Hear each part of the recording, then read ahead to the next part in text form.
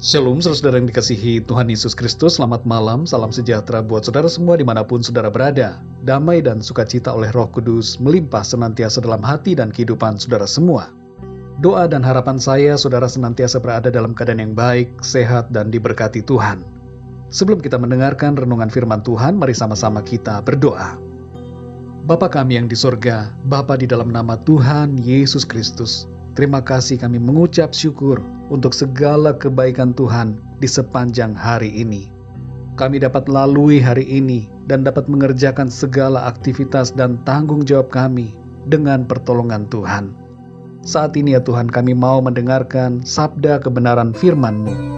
Berbicaralah kepada setiap kami secara pribadi. Urapi kami, buatlah kami mengerti akan kehendak-Mu. Terima kasih Tuhan. Dalam nama Tuhan Yesus kami berdoa. Haleluya. Amin. Saudara yang dikasihi Tuhan, ayat renungan kita pada saat ini terdapat di dalam Injil Lukas pasal 1 ayat 37. Tertulis demikian. Sebab bagi Allah tidak ada yang mustahil. Sekali lagi saudara, sebab bagi Allah tidak ada yang mustahil. Demikian firman Tuhan.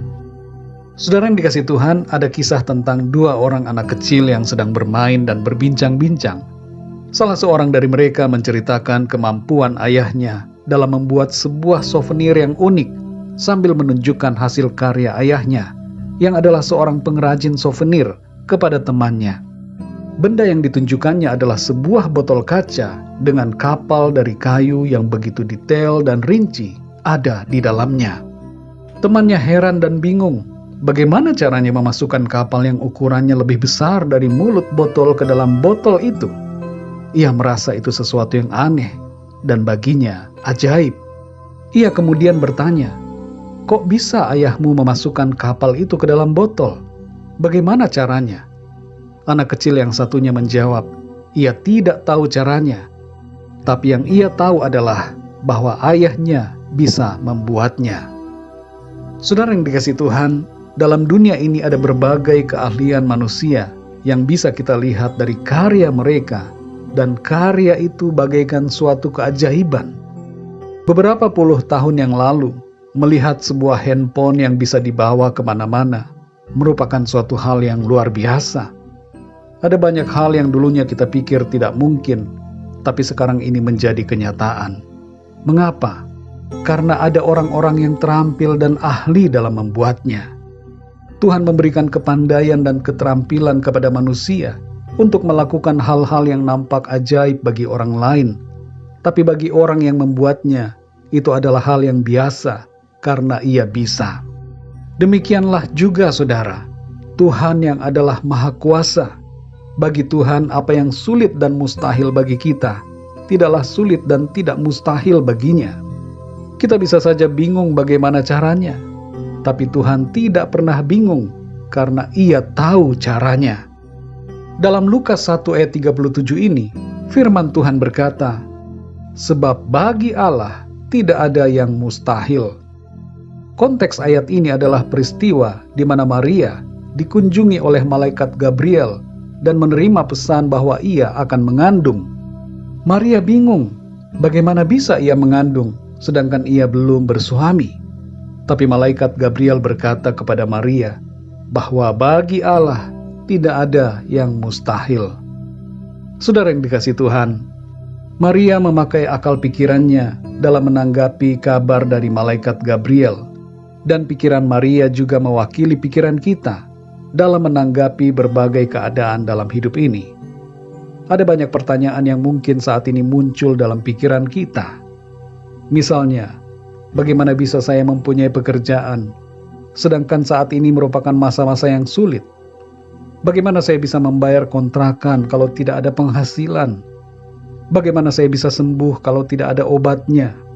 Bagaimana saya bisa keluar dari masalah yang berat ini kalau semua jalan sudah buntu?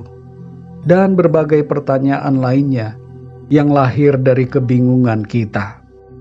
Ketahuilah hal ini saudara. Inilah jawaban atas semua pertanyaan dan kebingungan kita. Firman Tuhan berkata, bagi Tuhan tidak ada yang mustahil. Mujizatnya terjadi dalam hidup kita.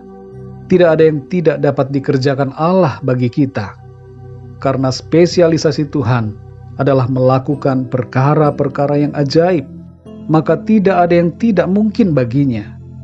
Hidup kita penuh dengan karya keajaiban Tuhan. Tinggal sekarang masalahnya ada pada kita.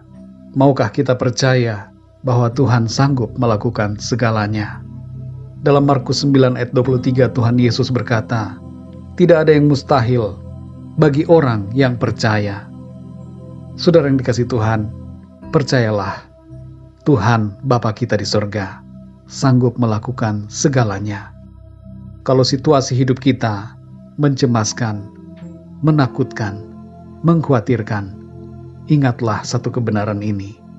Tuhan sanggup menolong kita, karena bagi Tuhan tidak ada yang mustahil. Mari kita berdoa, saudara. Bapa kami yang di sorga, Bapa di dalam nama Tuhan Yesus Kristus, terima kasih kami mengucap syukur untuk kebenaran firman-Mu yang sudah kami dengar pada saat ini, yang berbicara kepada setiap kami, bahwa bagi Tuhan tidak ada yang mustahil. Kadangkala kami merasa ragu, merasa khawatir dengan keadaan kami. Kebimbangan melanda hati kami. Iman kami menjadi tergerus oleh keadaan. Tapi kami bersyukur saat ini, karena firman-Mu menguatkan kami. Firman-Mu kembali meneguhkan kami, dan membuat kami yakin, percaya bahwa bagi Tuhan tidak ada yang mustahil. Segala keadaan yang kami alami, yang mencemaskan kami, dapat kami atasi bersama Tuhan. Engkau sanggup memberikan kami kekuatan dan jalan keluar atas setiap keadaan dan persoalan. Terima kasih Tuhan, bagi-Mu tidak ada yang mustahil, dan bagi kami yang percaya, segala sesuatunya mungkin, oleh karena kuasa-Mu bekerja di dalam setiap kami yang beriman kepadamu. Terima kasih ya Tuhan. Malam hari ini kembali kami akan beristirahat. Kami mohon berkat dan perlindungan-Mu atas setiap kami.